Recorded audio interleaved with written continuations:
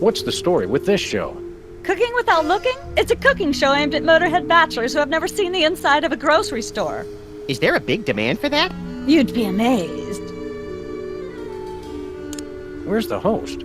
Is he in watching the Myra show? No, he's one of the few who isn't. He got food poisoning while he was taping last week's show. Right in the middle, in fact. Was it gruesome? Yes, and unfortunately, this show goes out live. Can we get a tape of the show? This one? No, it's broadcast live. We don't tape it. How do you do that teleportation trick where you're always everywhere ahead of us? Trade secret, honey. How do you keep it so clean in here? The complete absence of anything resembling food is helpful. Aren't there fruits or vegetables of any sort around here? Just the crew. Ha! I never get tired of that one. Okay, actually no. We strive for realism, and the average bachelor kitchen doesn't contain any natural plant life except mold. See ya. Probably. That's enough lard to clog the arteries of a major metropolis. Or start a circus of greased squirrels? I rue the day you lost your NEA funding, Max. This fridge isn't even a fridge. It's a fake.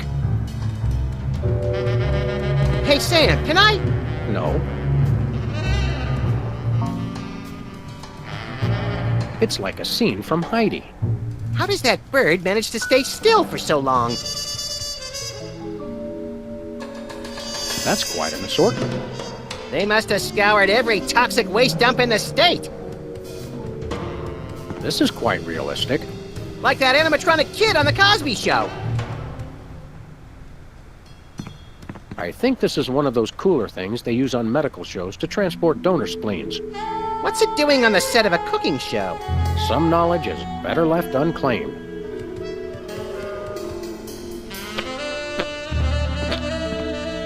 Welcome to Cooking Without Looking, the cooking show for the typical bachelor kitchen, containing no fruits, vegetables, or healthy ingredients of any sort. The show where we take a random assortment of condiments and barely edible items and create a meal within minutes. Filling in for Chuck Flagon this week, these guys. Just go with it. Oh, hello. Welcome to the show. Thanks, Sam. It's great to be here. Not you, Buckethead. The audience. Oh, greetings, worshipful fans. Remember, the only reason I'm on TV is because I'm better than you. We've got some furious cooking to do, so let's get right to it. What are we making, Sam? Today we're baking a cake. Let's visit our rack of ingredients and add flavoring to the flavoring pail. I'm pretty sure that's a pot, Sam. Max, let's leave the cooking to me and the eating to you. A fistful of squid tentacles. Ooh, that's my favorite Western. A pinch or two of wombat secretions. Make sure they're lightly damp to the touch. The wombats, not the secretions. A handful or two of buffalo chips. You really can't add too many buffalo chips. You want to use the sulfuric acid sparingly. It can easily overwhelm the other ingredients. And your taste buds, and your esophagus. Of course, you're going to want a few dashes of hair gel. Don't worry, bachelors. As long as you use it only for cooking, no one will think you less of a man.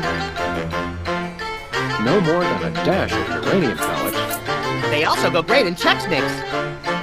Of course, it wouldn't be real bachelor cooking without Tweed. Bachelors, here's a tip. Tweed isn't just for cooking. It also makes a great toupee. A dash of pink mink oil is a must. Nothing says I last ate real food in the 80s like the inclusion of something pink. Can we say enough about roofing tile shards? Obviously, we can. Every chef has a signature ingredient that no one has ever heard of or used. Mine's MSG. If you put in enough that you feel a burning sensation in the back of the neck, forearms, and chest, you're just about there. You'll want to crush up some dried dingo kidneys. Come on, bachelors. You know you have them. Look under the sofa cushions. Of course, who could forget the asbestos sprinkles? This stuff isn't just for school lunches. Real kitchens use it too. Don't skimp on the lard. That's right. If you take the lard out of lardass, all you have is ass. Well said, Max. Every meal has to include some of the standards, like monk paste. Don't forget that saying, monk paste for the taste, hope best for the zest.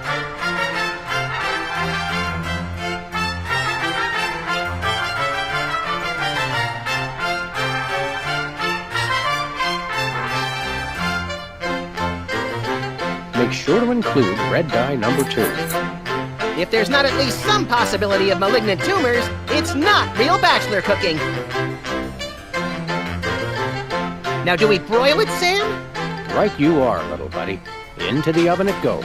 And, through the magic of TV cooking show time, one gorgeous, delicious cake, ready to be binged upon or shared amongst friends. Oh boy, let's take it with us.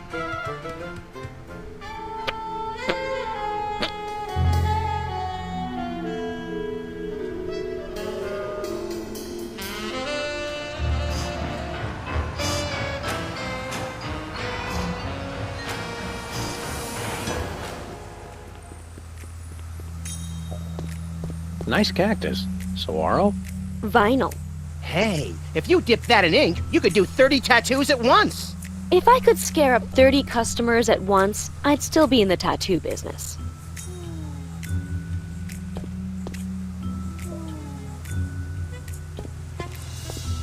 This appears to be some sort of reproductive device. It's a mimeograph. I use it to print my tabloid. She's got a story here about 2 hygienists from Walla Walla and an amorphous Saturnian slime mole. Is that the one where they walk into a bar at the beginning? Laundromat. But you're close.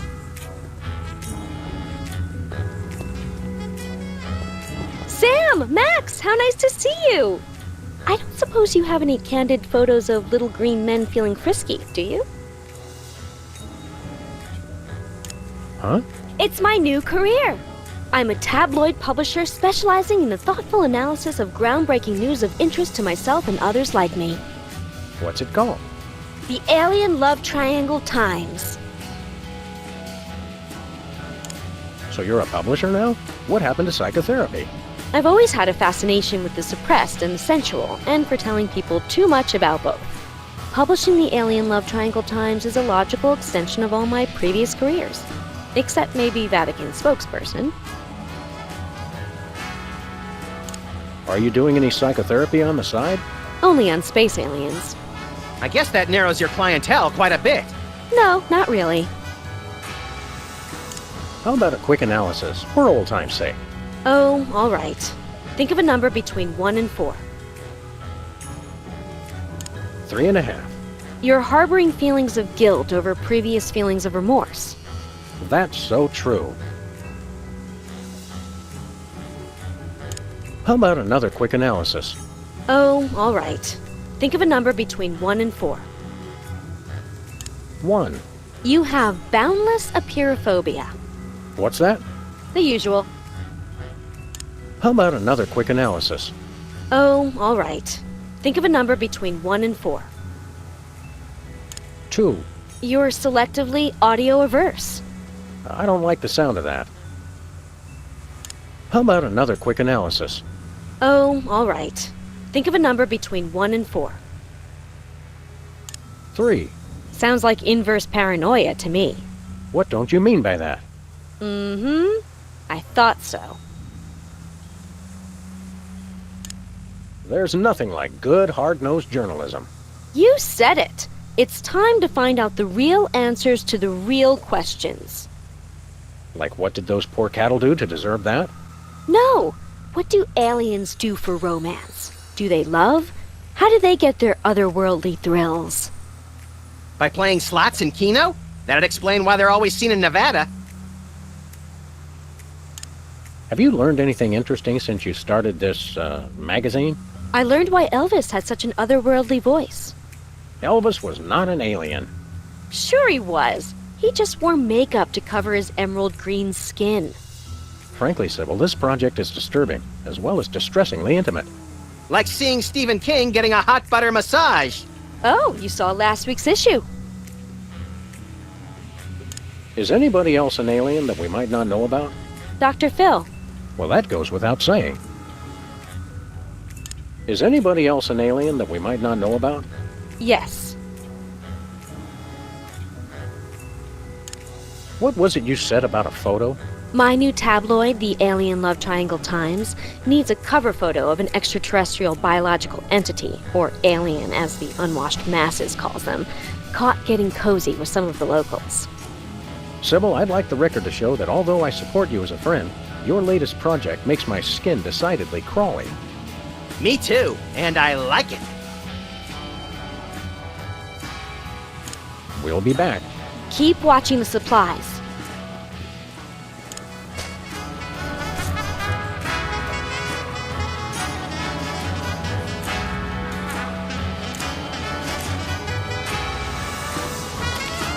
Sam, this is perfect. This photo is a capstone.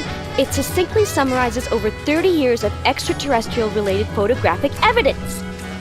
Sybil, that photo is a hoax. Exactly. I couldn't have asked for better. Now I can print the paper.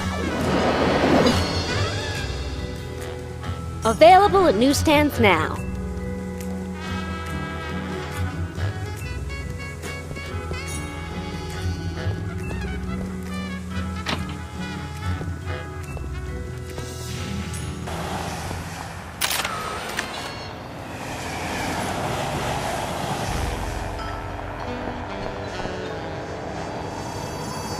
We're famous. Hooray! Can we begin misbehaving now? Begin.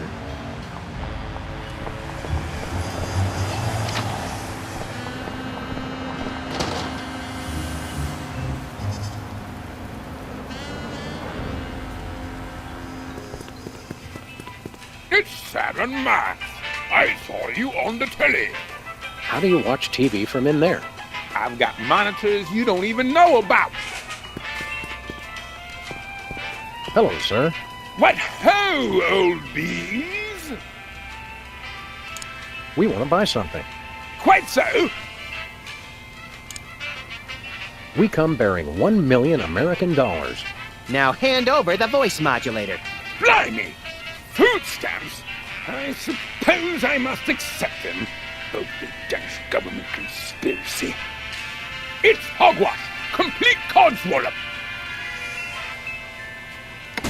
Here, then, is your chemical-based voice modulator. This is a helium balloon strapped to an inhaler. But it works! Trust me, trust me! Holy chipmunk, Ari is warbling out of a souped-up 78-speed turntable. It works! Thanks, Bosco.